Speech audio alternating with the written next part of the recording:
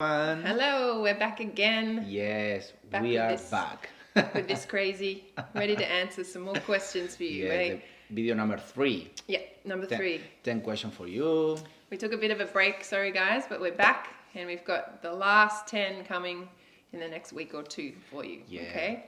So, All right. you want to start? Ready? You are ready? You are ready? Are you ready? I'm ready. How you doing? Okay. Okay, first question. Can you start? Okay, I'll please? start. How often do you practice by yourself? Is this more or less than in the past? For me at the moment, maybe You don't practice at all. no much, no It's a much. bad example. But I was practice for competition in the past, I think, for competition. For start the competition, maybe practice so much. At the moment, I practice for my class, so because prepare the class and yeah. So last year, remember practice maybe 2 hours a day for comp. So it's different focus, you know. Yeah, Yeah. it always depends, I And guess. you too, no? I practice today at the gym, unlike you. The new routine. Yeah, it depends what we have coming up, but we try to be disciplined as much as we can, whether that's practicing our routine, like Carlos was saying, for competition, or For sure. show, for example, or a congress.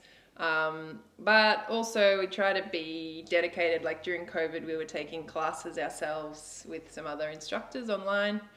So yeah, you could classify that as practice, I guess too. So always moving and preparing for our classes that we teach. We have different focus. Sometimes for combo, sometimes for show, but we need practice both. You know.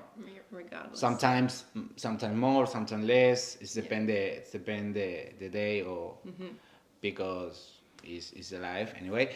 Yeah. This leads into nicely the next question. What are the 3 things that your team or students or dance friends do that make you happy? And I'm going to answer by saying, I like it. It's one of my favorite things when my students practice. Me too. So we'll try and lead by example for you guys. Practice is definitely one of them because Practice, focus, and what do you want in your dance, and say, okay, I want be more professional, or I want be more just a hobby. It depends you guys, but we want your practice practicing. For be better in yourself. What other things? For me, I like seeing things that my students do. I love seeing it when new people come together in the studio and connect and become friends. That makes me really happy. It's like new people making connections, and that's a big part about La Encantada is what we're about, is trying to create that nice sense of community. So for me, that's one thing that makes me really happy. What else? Yeah, it's good for everyone. The new people coming and the good place and good energy and hey, well, no, it's also this. So good welcome, you know. Yeah. And for me, another one, supporting. Yeah, I guess it goes hand in hand, supporting each other. So when we're coming up to a competition, or a student sees someone that they've been training with, one of the people in the studio they've been training with, do a new step that they know they've been working really hard on, or something like that, and you see a progress, and then seeing that kind of camaraderie and like encouragement and support of each other. That's super important, and that makes me really happy. Yeah, for me too. Yeah. Ding. You want to read this? Oh no, it's longer. Okay. Longer question. Sorry. Did you feel like you had to detrain yourself from ballet to become more salsa and less ballet, or do you feel like you were able to keep part of that ballet style in your salsa style? For me, I was kind of made to feel like I had to detrain that, which I don't think is correct, and that's the opposite of what I teach now. We try to just differentiate the difference in the styles, However, if anything, my ballet has made me the dancer that I am today. And it's given me the discipline, the strength, so many different things, flexibility, that all carries through into my salsa dancing. So for me, it's very important to maintain that and I guess make sure that you're clear in representing the style, the true style of salsa, with like little nuances of ballet, like beautiful lines or correct tight turns and such. So I think the two go hand in hand really well. Yeah. Ballet had more control in yourself or control your body for spin or for lines. Strength work, yeah. The salsa is more flavor in yourself, so it's a balance. So I think for me it's good both. Yeah, I think it's a beautiful thing. Ballet brings, or ballet or jazz. Ballet, jazz, or mix the style in salsa is beautiful because you know versatility music. Our styles is good for your salsa. Definitely, I think that's where everyone always says you're elegant. If anyone else says I'm elegant again, I'm like, damn, I'm put in an elegant box because I'm a ballet dancer, but I'll take it and wear it. Okay, you go. Okay, what do you think is key to a good dance partnership? Not arguing and practicing. Yeah. No, I'm not arguing. I think, okay, let's go. Communication. More. The key. Yeah. Yeah? Communication is important. For us, it's more important communication. Because sometimes they say, what's happening? I say, nothing. Come on, talk to me. Nothing. I don't do that anymore. Yeah, it's maybe practice. Sometimes. Yeah. I think, you have to get to know your partner and know how to deal with their little quirks, I guess, in a sense. For us, we started our communication via Siri on my iPhone because Carlos didn't speak English at the time and I didn't speak Spanish, obviously. So that was really solidifying in our partnership because we had to rely on technology to help us communicate. ¿Cómo estás? Bien. Yo también. What else? Trust.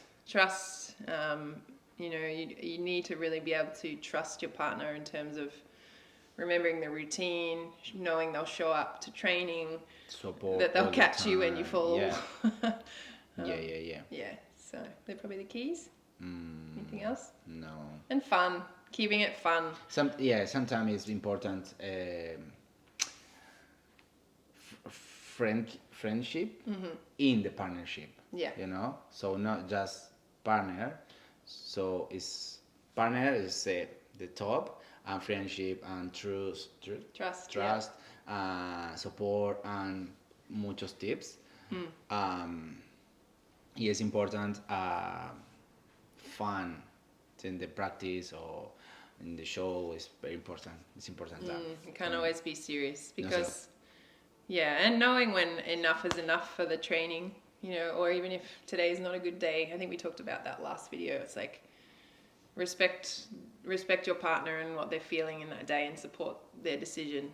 And I think that's the key to our good partnership. And we haven't killed each other so far yet. What or who inspires you? For me, I'll be honest, the music and dancers. Whatever dancer, whatever music, I like it. I like it here, and so imagine the music, and I like it. Watch the dancer, jazz, ballet, folklore, Arabe, belly dance, mix. It's inspired for myself because I feel dancer more versatile. Yeah. Yeah, definitely the music for me. I think that's why I kind of was drawn to salsa in the first place. Like Carlos, I love watching any style of dance. On TV, I used to love So You Think You Can Dance, and now we have the great world of dance, and Instagram is just exploded dance around the world, you know, and I find inspiration in many different, especially female dancers that I follow on Instagram. And I'll go as far as saying back to my family as well, especially my mum. When I lost my mum a long time ago now, I think she was always like very go-getter, get stuff done, be boss lady. And she loved music and dance to a degree. I think more dancing at parties. But yeah, she is still my inspiration, I think, in terms of just get out there and keep going and keep working hard. Yeah. Yeah. Okay, what is your biggest achievement or most memorable moment in dance and teaching? I don't know. I have one moment in Puerto Rico. I was competing in the World Salsa Championship in Puerto Rico, Salsa Open. I remember the final. So I was positioned, started the music, and my shoes in the stage.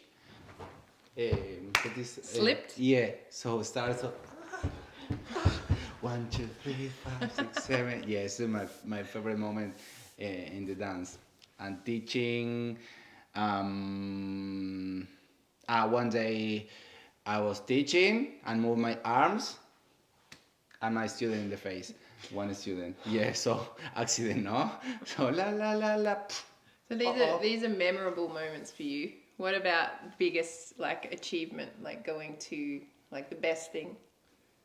They're not the best things. No, They're but it is things. funny. It's funny. It's Okay. funny for me. Okay, we're going for funny moments. I'm trying to think of biggest achievement.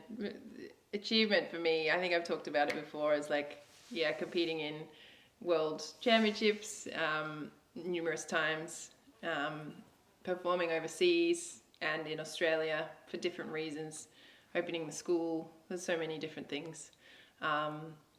Memorable moments, dance and teaching. I think just any time my students perform or compete, I always get some sort of goosebumps action happening. It's very proud. Always a very proud moment when you get to watch your team walk out on stage, for example, or even just, you know, working in class and seeing the team or the group that we've been working with for so long really nailing, say, their styling or even their basic step. For me, that's like hugely rewarding, or the biggest achievement for me in terms of a dance teacher. Yeah. So now, fun moment. Fun. I think there's another question here. That's why I moved forward. But yeah, there. What's the most embarrassing thing? There's another one coming up, so I'm saving okay. it. So now it's just reply that too. Okay. Yeah. Oh, you want to join them together? Si. Okay. So there's another question we're going to ask, which was, what was the most embarrassing thing that you've done or have experienced at a competition? And have you experienced any strictly ballroom moments where there were fights and drama? I love this question. So embarrassing moments. There's always things. I know one of my first years at Sydney Salsa Congress back then. There's like this trick in this team routine we're doing where my partner, we just had like a malfunction with costume, and I like literally got stuck on my head upside down. And everyone else is doing this beautiful trick, and I'm just like on my head upside down on this big stage. What else has happened to me? I've had people forget their routine on stage with me before, and you kind of have that meltdown of like, it's so hard to save it when you're doing a partner dance, when your partner forgets. What else?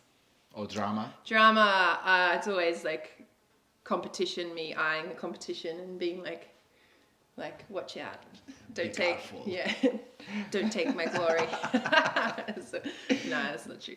Yeah. Always drama, and I'm trying to think of any funny examples, but I can't off the top of my head. You got anything else? I remember in Sydney last year you forgot the choreography too. Oh, come on, a little bit. I ended up facing. Elysia, I was facing back to front. It's meant to be facing the audience, and I ended up somehow facing Carlos. So there's always silly little things. The important thing is, I guess, is like the way that you come out of it, the way you deal with those moments. Being a professional, sometimes it's hard though, and you learn, and you're like, I will never do that again. Yeah. So take those experiences as a learning point or a learning curve for yourself. Yeah, I'm returning for the last question for the most memorable moments. So before I'm talking to the funny stories. Now, for most memorable moments is I live here in Australia because more possibility for dance with you and drama and different connection. I I am proud for my students to change the movement in themselves and more professional or more the level transformation Transform their level. transform the level. I saw that, so it's amazing. It's amazing. No, serious. Okay. Next question. If I think of anything else, I'll come back. Yeah. How old were you when you did your first salsa solo? I was 21 years old. 7 years ago, my first salsa solo. And you? I was 26, I think, or 27, maybe. I'd have to go back and have a look. So, yeah. But I did ballet solos when I was maybe 11. I think I started doing competition solos. Yeah. What were some of your Moments in your dance progress or career where things clicked and you saw a steep change or a change in your dancing? I think for me, it's probably the first international championships. So going to Miami for the first time, there's just something about going because you're exposed to so many different nations competing in one space, which you just don't get. Sort of at congresses, you have the same thing overseas, but just at competition, it's a next kind of level. And just seeing that next level of what's out there really open. And I guess this was pre-Instagram being so prominent. So, you know, it was just like really eye-opening and like mesmerizing to see people doing what they were doing on stage and seeing the variety of style in the dance. And I think that was a big change for me coming back and being really inspired. I was just really inspired to change my dancing and get working. And I think also probably when I met Carlos, I think that's probably been, with every partner you learn something new, but we've had like a very different way of going about things, and I think our dancing both has changed a lot since we've started working together. Yeah, I think the same year for my first World Salsa Championship from Puerto Rico 7 years ago. I saw the beautiful dancer technique, spinning faster, tricks, amazing, the level, the dancer, that so beautiful. So after that return to Argentina, so yes, I want that, inspired for me. And my first year here in Sydney, Rodrigo Cortázar inspired me so much, my dancer myself. So he said, come on, Carlos, you have control, you have much movement in yourself, and start incorporate my fluidity in my body. So after, I feel super different. So click in my dance, you know. Yes. Okay. God, one more. Sí. How do you keep pushing yourself to improve in dance? What is your mindset, and what do you tell yourself? Whoa. Keep pushing. I mean, I think I've said this before in previous questions, is like having students or having people rely on you really puts a pressure on yourself to keep to keep growing, to keep inspiring yourself, so that you then pass on that inspiration, or new syllabus or new moves, for example. So for me, it's important to keep growing myself in order to keep myself inspired and others inspired. Mindset, it's difficult. Can be really difficult. You need to be very disciplined and think we're both lucky in a sense that we came from more of a traditional dance background, so Yes. folkloric or ballet, or tango, for example, very kind of disciplined dance styles, and I think that sets a nice precedence of. So all the schools, no? Yeah, it is old school. Yeah. You know, you had the teacher up the front, is sitting in the corner, and like you wouldn't dare utter a peep. You know, you just work. You had no choice. Yeah. So no And skills. discipline of, you know, from that young age of repeating exercises and training and getting up and missing out on parties and not seeing your friends as much because you're dedicated to your dancing. And I think that kind of mindset is stuck with me to a degree. I can still be lazy, of course. We all can. But I think if you really want to get better at anything, you know, I'm learning Spanish at the moment, and I know that if I work harder, if I do just that extra 15 minutes or an hour every day, you're going to improve a lot faster than if you're a little bit lazy. So it's kind of a choice you need to make. And yeah. Yeah, so you know what? No, we are teacher, we are dancer, we are people. So we are. We are human. Yeah, right? we are human. So we are teacher. We need be what is for our students. So improve for our students or push our students. We need all the time inspire as students. So we are teacher. We need inspire as students. We are dancer. We need inspire. Our dancing, yeah, exactly. Yeah, we are people. So okay, myself. So okay, Carlos, you need speaking correct English. You need to learn English. So this is for myself. You know, ourself is vamos. She push me, I push her. Say, Eli, vamos, go for what you think, what you da. Action. In the students, dancer and connection and different tips. You know, we have too much tips. No. In areas of focus, I guess, right? Yeah. So, trying to be, I mean, everyone would have a different way of doing that. So it's either all up here, perhaps you maybe write things down as well, you know, keep a journal of, or points of focus. And make yourself accountable. And a good thing is too, keeping yourself accountable is tell other people what you're intending to do. Tell them your goal, tell them you're working on something, tell them blah, blah, blah. Because then they'll be like, hey, Carlos, you told me you were going to do this thing. How's it going? You know, we hold each other accountable. And that's another beautiful thing I love about our school is it's like we set up all these goals and we're trying to always push each other to kick them out of the park. Yeah. Anyway, I think that's it. That's it because we answered this one before. Yeah.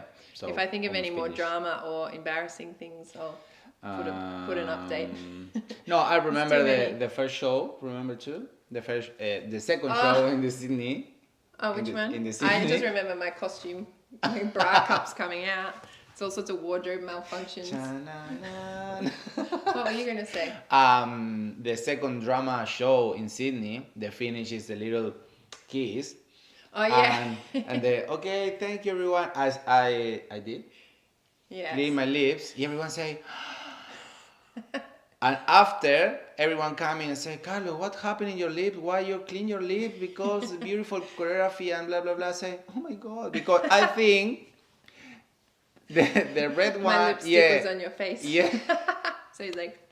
So after, I feel super embarrassing for myself. So, oh no.